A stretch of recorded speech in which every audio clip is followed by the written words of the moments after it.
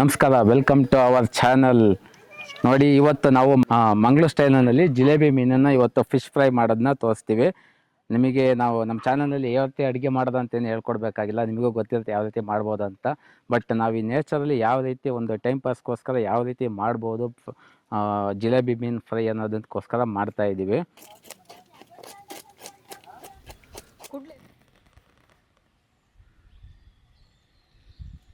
ಕೂಡ ಬೇಡ, ನಾನು ಕ್ಲೀನ್ ಮಾಡ್ತೀನಿ. ಇದು ಮತ್ತೆ ಎಷ್ಟು ಸಾರ್ಥಕ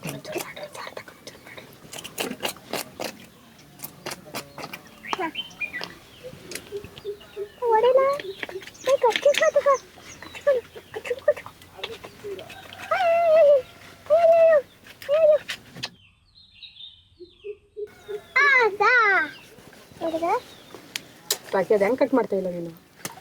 ಇದು ಇವತ್ತು ನೋಡ್ಕೊಂಡು ಬಂದಿನಲ್ಲಿ.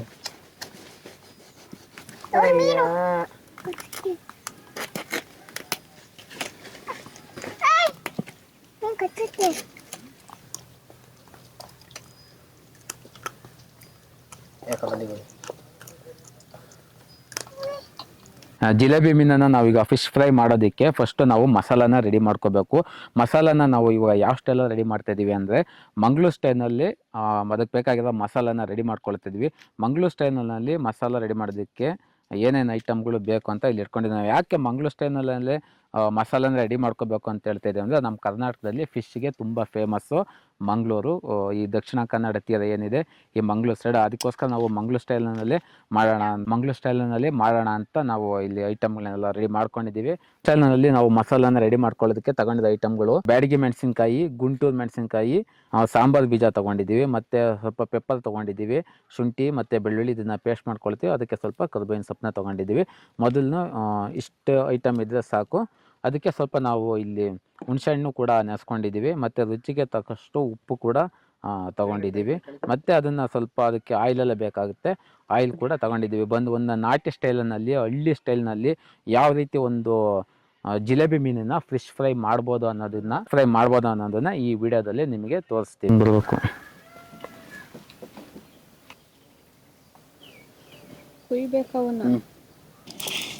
ಸಾಕು. ಇದರಲ್ಲಿ ಎಷ್ಟು ರೀತಿ ಇರ್ತಾರೆ ಮೇಡಮ್?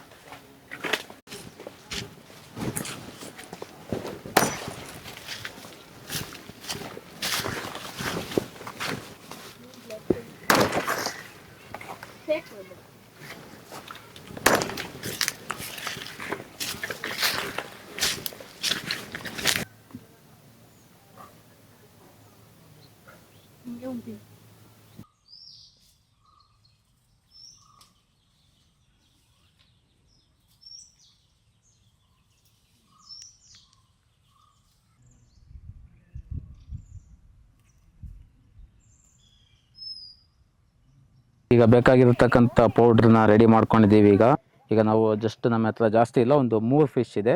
3 ಫಿಶ್ಗೆ ನಮಗೆ ಸ್ವಲ್ಪ ತೊಗೊಳ್ತೇವೆ.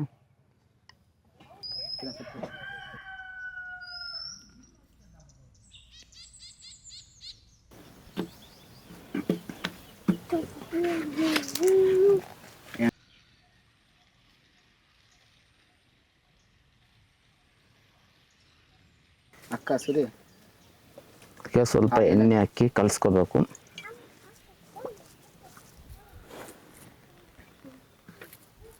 ಬಾಯಲ್ಲಿ ನಿಂಬೆಹಣ್ಣು ತಗೊಳ್ಬೇಲಿ.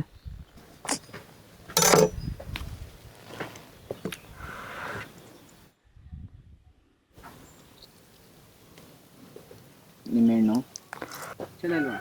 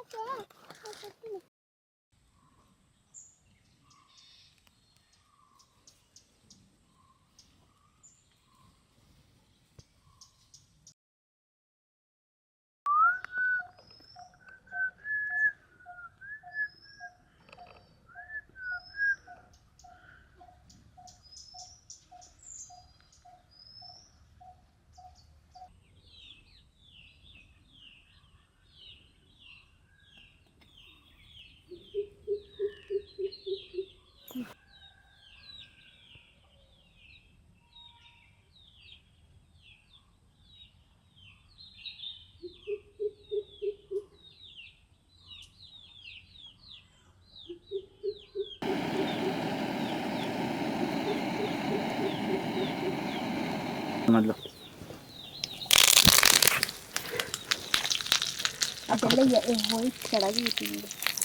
ಅಕ್ಕ ನಿಧಾನಕ್ಕೆ ಅಕ್ಕಲ್ಲ ಎದುರುಗಡ ಸರಿ ಉರಿ ಕೊಡ್ಕೊಂಡು ಸ್ವಲ್ಪ ಉರಿ ಕೊಡ್ಕೊಳ್ಳ ಒಂದು ಸ್ವಲ್ಪ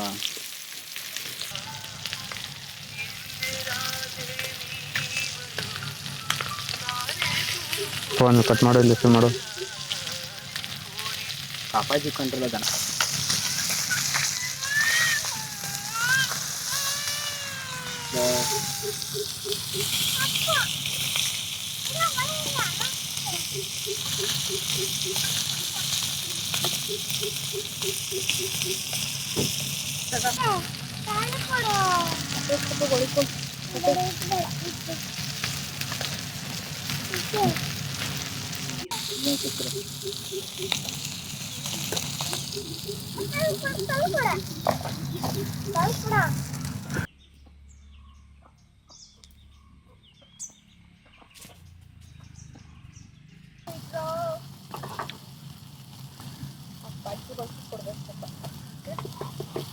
ಕಮ್ಮಿ ಮಾಡು ಉರಿ.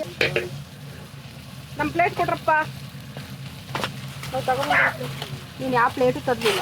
ಹಿಂಗೆ ಯಾಕೆ ಬಂದ ಹಂಗೆ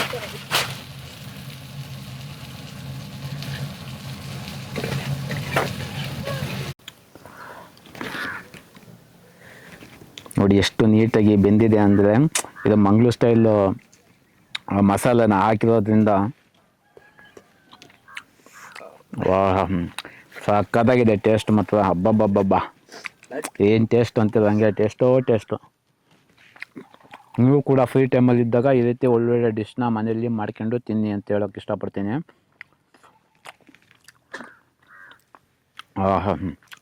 ಸೂಪರ್ ಫಿಶ್.